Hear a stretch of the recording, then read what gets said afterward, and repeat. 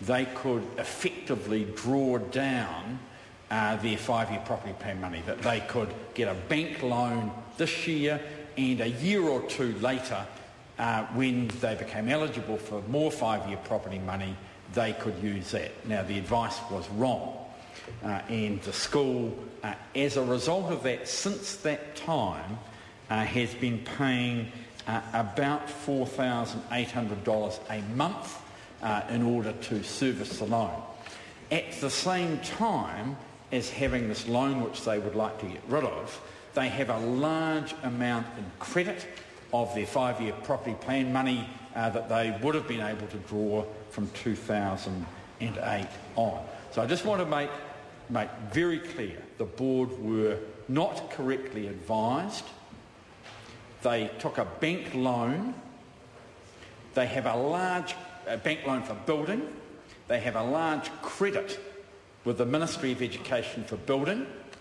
They want to use that credit, about $400,000 of it, in order to repay the loan so that they stop paying the $4,800 a month in servicing the loan with operations grant funding. It's money which would otherwise be used for the direct educational benefit of kids, and the school has indicated to me that their top priority, if they could, for the spending of that money would be to apply it to the repayment of the loan.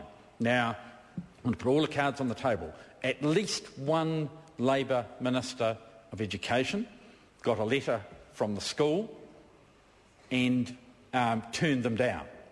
And it might have been two, but I know that one of them did. And that minister was wrong. The current Minister of Education, I've had now 2 meetings with her about this issue. At the earlier meeting, she, I think it's fair to say, understood the problem, and asked the Ministry for advice for a solution to the problem. And I do want to make it clear that this is not the only solution to the problem. There could be a policy change in 5-year property funding to sort it out. There are a number of routes that a minister could use to do it. The trouble is, if she does a policy change, she probably opens the door up for some other schools, and that's something which I think is probably not a wise thing to do without a longer process. But this particular school, the facts are well known. So what we have is a school which is now being committed to using resources, and it's not a rich school. I mean, despite the name Kings and Queens, if you think of Kings, a lot of people think of Auckland and think of a school which is in a much better financial position. My Dunedin South is a mid-low decile area, and it is a school which is not a wealthy school. It's not an area of growth. It's not an area where there are major benefactors. I think it is fair to say that their school is in quite good condition because it had this is one of the other interesting things that you learn as Minister of Education, and that is that boys wreck their schools and girls don't. So the sad thing that occurred there was that the 2 schools which are of the same vintage, the boys got the new school before the 5-year property plan, Mr. Chairman. The boys got the new school before the 5-year property plan, but the girls, Mr. Chairman, Honourable Trevor Miller, the girls had not got their new school. So the boys' school, Kings, was in a much better position. I actually like the style of the buildings of the girls' school a bit more, but there's no doubt that Kings has a more up-to-date, more modern facility and some more room for the boys than the girls have. And so my question is really, is it appropriate for the funding that could be used for the special needs pupils of the school, that could be used for extension work at the school, that could be used to, I mean, it doesn't need a lot of maintenance, but could be used for maintenance of the school. It could be used to buy computers. And over $50,000 a year, it could be used to employ another teacher. Is it right that this interest keep on flowing to Westpac ad infinitum instead of being used for the school. Because I think the Minister will agree, while her and I might have debates about the adequacy of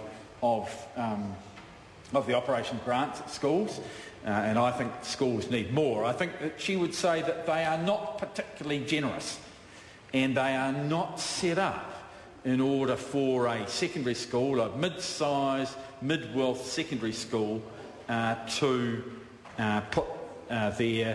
use that money in that way. And I want to, at this stage, and it's sort of interesting that I'm doing it on 2 debates in a row, to acknowledge the work that Sir Roger Douglas has done on this. He's taken the time to investigate the issue, to look at the fairness of the situation, and notwithstanding the fact that the suggestion in the amendment has come from the Labour Party, has agreed to support it. And can I say to my colleagues from the Maori Party that I think it is sad that to date they have not made any contact with the school. There's an issue, there is an offer there for them to be briefed on the issue.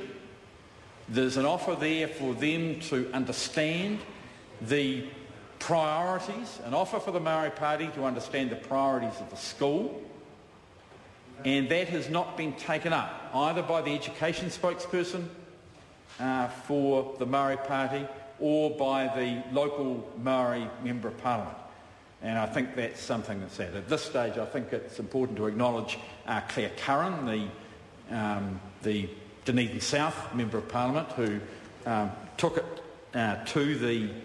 me to the school where the situation where I was briefed on this. And I think it's fair to say that, both of us are a little bit embarrassed that we're in this situation, because it is something that could have been fixed by a previous Labour minister. It's something where, there's no glory in the situation, and it's something where I think it could have and it should have been sorted. The Minister says that this approach is inappropriate under the Public Finance Act. I have invited her to go and look at the legislation that's been passed in the last year of a very similar nature. A lot, dozens of validating, the Parliament does it every year, does dozens of validating clauses to sort out wee mistakes that have been made. That's what Parliament's for. Now, Parliament is to make sure that when mistakes which are against the law, which breach the law, are made, and they are technical, they're not deliberate, that people shouldn't suffer for it. We're here as parliamentarians in order to try and sort these things out for the kids, and there is a solution here. It's going to make almost no difference to anyone. It will make no difference to anyone who's not at the school. It doesn't involve any extra money. There's nothing extra has to be voted as a result of this exercise. The money is sitting there for that school to use as it wants. And all this amendment does is say to King's High School, you've got the ability to use your money from your 5-year property plan, which you thought you could use to pay off the debt, to pay off the debt. And I think it's not an unreasonable request. I think it's something which we've thought a lot about. I can't think of a better way of doing it without opening the gate to other schools. Mr. Chairman. The Honourable Anne Tolley. Mr. Chairman, I think